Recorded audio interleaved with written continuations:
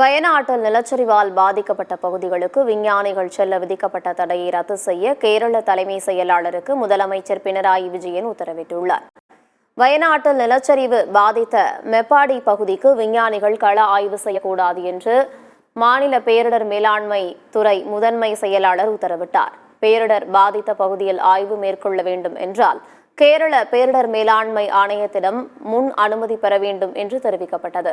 மேலும் விஞ்ஞானிகள் ஊடகங்களுக்கு வரம்பின்றி பேட்டி அளிக்கக்கூடாது என்றும் கட்டுப்பாடு விதிக்கப்பட்டது.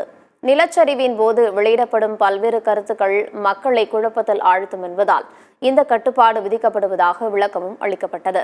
இந்நிலையில் வயநாட்டில் நிலச்சரிவால் பாதிக்கப்பட்ட பகுதிகளுக்கு விஞ்ஞானிகள் செல்ல விதிக்கப்பட்ட தடையை ரத்து செய்ய கேரள தலைமை செயலாளருக்கு முதலமைச்சர் பினராயி விஜயன் உத்தரவிட்டுள்ளார். பேரிடர் பாதித்த பகுதிகளை அறிவியல் பூர்வமாக ஆய்வு செய்வதை தடுப்பது அரசின் எண்ணம் இல்லை என்றும் அவர் விளக்கமளித்துள்ளார்.